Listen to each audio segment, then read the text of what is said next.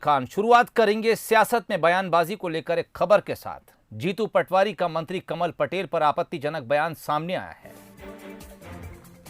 जीतू पटवारी का कहना है कि क्या कमल पटेल सदन में शराब पीकर बोल रहे थे। उन्होंने आगे कहा कि क्या कृषि मंत्री सदन में भांग खाकर बोल रहे थे। दरअसल उन्होंने कर्ज माफी पर कमल पटेल के जवाब पर तंज कसा है। आपको बताएं, कर्ज माफी पर विधानसभा में कमल पटेल ने जवाब दिया था। 26 लाख किसानों का कर्ज माफ होने की जानकारी कृषि मंत्री के जरिए दी गई थी। हालांकि इस बयान के सामने आने के बाद अब जीतू पटवारी पर भी विश्वास सारंग ने हमला बोला है। उनका कहना है कि जिसकी जितनी अकल होगी वो उतनी ही बात करेगा। मैं मानता हूं कि उन्होंने 5 बार ये बात बोली कि एफआईआर कराएं। आज तक क्यों नहीं कराई? जब आपने सदन में ये कहा कि हमने 26-27 लाख के लगभग किसानों का कर्जा माफ हुआ, वो क्या था? क्या उन्होंने शराब पी के सिग्नेचर किए थे कि भांग के नशे में सिग्नेचर किए थे? उस प्रश्न के उत्तर कमल पटेल कहां थे जब वो जवाब दे रहे थे सदन में कि 27 लाख किसानों का कर्जा माफ किया? तो या तो जब वो नशे में थे, बेहोश थे, या होश में नहीं थे, या जब बोल रहे जब बेहोश थे या नशे में। खुद अपने एक बात पर वो कायम तो हो। सर, जीतू पटवारी ने बोला है कि कमल पटेल सदन में शराब पी करके और भांग पी करके जानकारी दिए हैं। अब ये तो उनकी अक्ल है, जितनी अकल है उतनी बोलेंगे। सर, जीतू पटवारी ने बोला है कि कमल पटेल सदन में शराब पी करके और भांग पी करके जानकारी दिए हैं। अब ये तो उनकी अक्ल है, जितनी अकल है उतनी बोलेंगे। तो ये बयान आपको सुनवाया और उसके बाद जो पलटवार उस बयान पर आया वो भी आपको सुनवाया। इस वक्त इस खबर पर चर्चा के लिए हमारे साथ रजनीश अग्रवाल साहब, प्रवक्ता हैं बीजेपी के, और सैयद जाफर साहब, प्रवक्ता हैं कांग्रेस के, जुड़े हुए हैं। रजनीश अग्रवाल साहब, बयान आपने सुना होगा। पूर्व मंत्री हैं जीतू पटवारी, क्या कुछ कहेंगे? दरअसल शब्दों की मर्यादा तो लांघी गई है। जीतू पटवारी जी बदतमीजी करने में, महिलाओं के साथ में हो, चाहे युवाओं के साथ में हो, चाहे राजनेताओं के मामले में हो, देश के प्रधानमंत्री के मामले में, ढेरों मीडिया के मामले में हो, ट्वीट करने में, बोलने में ये अपने संस्कार का प्रदर्शन करते हैं। दुर्भाग्य है हमारा कि मध्य प्रदेश सरकार में मंत्री रहे और यहाँ विधायक हैं। ऐसी भाषा, मर्यादा, संयम एक बार गलती से हो जाए फिर जवान फिसल जाए, बात समझ में आती है, लेकिन बार बार, कई बार, और उनको प्रोटेक्ट किया जाता है कांग्रेस की तरफ से। छोड़ रखा है छुट्टा बिल्कुल इस प्रकार की भाषा बोलने के लिए। शर्म आती है हमें कि वो युवाओं की तरफ से इस प्रकार का विधायक होने का जो भूमिका का निर्माण करते हैं वो शर्मनाक है, लज्जाजनक है। ये मुद्दों पर न केवल बातों को हटाने का काम है, बल्कि ये निर्लज्जता से कई बार जो पर्सनल अटैक होते हैं वो संबंध बिगाड़ने वाले होते हैं। सद्भाव राजनीतिक जो मध्य प्रदेश का है उसको बिगाड़ने वाले होते हैं। ये भाषा है किसी पूर्व मंत्री की, वर्तमान विधायक की, एक मंत्री के बारे में कि वो शराब पीकर आए थे। ये बात करने का तरीका है और पहली दफा नहीं है, ढेरों दफा इस प्रकार की बात कर चुके हैं। और उसमें इनको इतनी भी समझ नहीं है, बुद्धि नहीं है, अकल नहीं है कि ये मौखिक पढ़ के सुनाया गया जवाब नहीं है। मुझे लगता है कि इस पर कोई आरोप प्रत्यारोप नहीं हो सकता। शर्म आनी चाहिए, कमलनाथ जी को शर्म आनी चाहिए। ऐसे लोगों को संरक्षण देते हैं, छोड़ रखा है ऐसे लोगों को कार्यकारी अध्यक्ष बनाकर। इस प्रकार की भाषा को मध्य प्रदेश का राजनीतिक जगत कभी स्वीकार नहीं कर सकता। ठीक, सैयद जाफर साहब हमारे साथ जुड़े हुए। जाफर साहब, कहना है कि दरअसल राजनीति में इस तरह के बयानबाजी तो चलती है, लेकिन शब्दों की मर्यादा का थोड़ा ख्याल रखना चाहिए। पहली चीज तो मैं ये क्लियर कर दूं कि जीतू पटवारी जी ने कभी भी महिलाओं के साथ कोई मजाक नहीं किया।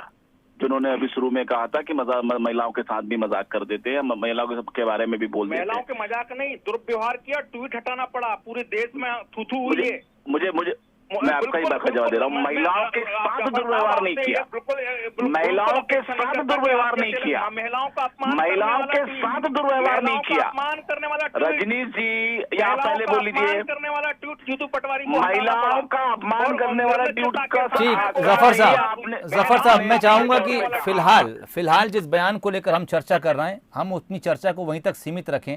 ये जो बयान दिया है इस पर मैं आपका आरोप लगा दिया कि जीतू पटवारी जी ने महिलाओं के साथ दुर्व्यवहार किया। अब मैं ये कैसे सुन लूं जो हो ही नहीं सकता। नहीं, रजनीश साहब जवाब दे लेने दीजिए। रजनीश साहब जवाब दे लेने दीजिए।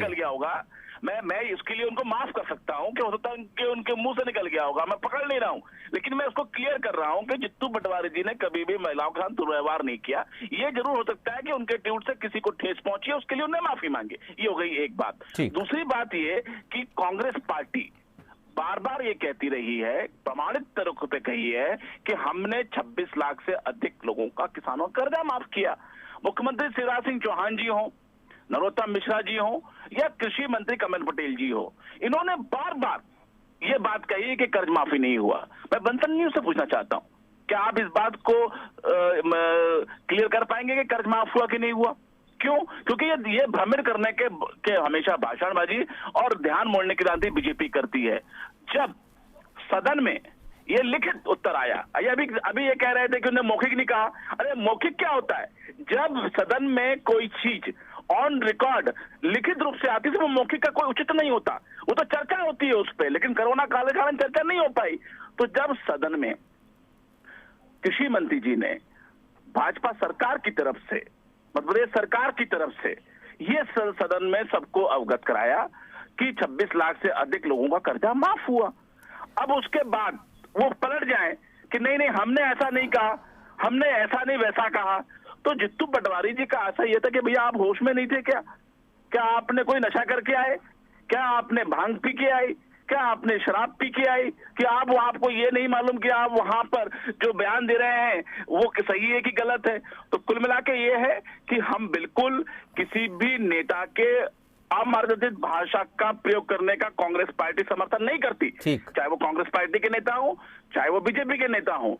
सभी नेताओं को भाषा की मर्यादा रखनी चाहिए, मान सम्मान बना रखना चाहिए, लेकिन जब किसान की कर्जमाफी की बात आएगी और जब किसान के मामले को लेकर जो कमलनाथ सरकार ने 26 लाख लोगों का कर्जा माफ किया है, उसमें कांग्रेस की कोई बात नहीं सुनेगी। और ये तो मैं आपको बड़ी जवाबदारी से कहना चाहता हूं कि जो सदन में जवाब भाजपा सरकार के मंत्री ने दिया है वो तो उन्हें मानना ही पड़ेगा, और नहीं तो उनको हमें मनवाने के पूरे चीजें मालूम है कि कैसे मानेंगे, कैसे ये दस्तावेजों कोई दस्तावेज कैसे से वो मानेंगे, ये हम बिल्कुल नहीं, चलिए भाषण रोक देते हैं। भाषण सैयद जफर साहब 26 लाख लोगों का जफर साहब रोकना चाहूंगा आपको, रजनीश अग्रवाल साहब के पास जाऊंगा। रजनीश जी, क्या लगता है आपकी पार्टी के भीतर, सरकार के भीतर कुछ विरोधाभास है? क्योंकि विधानसभा में आप कह देते हैं 26 लाख से ज्यादा किसानों का कर्जा माफ हो गया, उसके बाद उसी खबर पर आपको श्वेत पत्र लाने की जरूरत पड़ जाती है। अब मेरी बात सुन लीजिए आप। सोहेल साहब मेरी बात सुन लीजिए, आपने सवाल कर नहीं, अब आपने जफर साहब का भाषण तो रुकवा दिया, तो आप अपना भाषण दे दो फिर। हाँ, मेरा सवाल पूरा हो जाने दीजिए। भाषण देते हैं, मतलब ये है कि चलो ठीक है, बिल्कुल नहीं, हमारे सवाल अगर आपको भाषण लग रहे हैं, रजनीश जी, अगर आपको हमारे सवाल भाषण लग रहे हैं, एक बदतमीजी की भाषा को आप इग्नोर करके दूसरे तरफ डाइवर्ट कर, नहीं, उन्होंने खेद जता दिया, बिल्कुल बदतमीजी, कोई खेद नहीं हुआ, कोई खेद नहीं, कहीं से कोई खेद नहीं, जित्तू पटवारी जी ने कोई खेद नहीं व्यक्त किया। एंकर को उनके सवालों को भाषण कर रहे हैं तो मुझे लगता है कि अमर्यादित भाषा का प्रयोग तो जरूरी नहीं कर रहे हैं। बाकी आपको खूब बात, मैं इस प्रकार की भाषा का समर्थन, मैंने पहले भी कहा, ये पूर्व मंत्री हैं, कांग्रेस के कार्यकारी अध्यक्ष हैं, कोई खेद नहीं है। और मैं फिर कहता हूं कि ये बोला गया, उनका कहीं कोई वक्तव्य नहीं रहा विधानसभा के अंदर, ये लिखित में उत्तर आते हैं। क्या उमंग सिंगार जी, इस प्रकार से उमंग सिंगार जी के बारे में बात कही जा सकती है, बाला बच्चन जी के बारे में, सचिन यादव जी के बारे में, जिन्होंने उस समय सरकार का वन मंत्री जी ने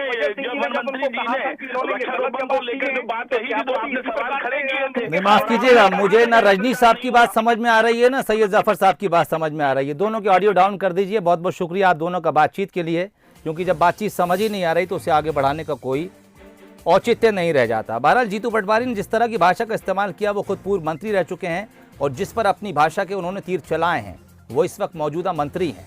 इस तरह की भाषा राजनीति में नहीं होना चाहिए, ये हमारा भी मानना है और ये तमाम राजनीतिक दलों का भी मानना चाहिए।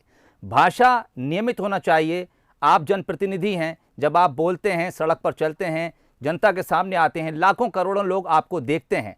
नई जो जनरेशन है जो राजनीति में आना चाहती है वो आपका अनुसरण करती है, लेकिन क्या आप इस तरह की मिसालें पेश करना चाहते हैं? कि आने वाली जनता, आने वाला जो पीढ़ी है वो इस तरह की भाषा सीखकर राजनीति में आए तो मौजूदा दौर में राजनीति जिस हाशिए पर जा रही है, आने वाली नस्ल उसको किस हाशिए पर लेके जाएगी, ये सोचकर ही डर लगता है।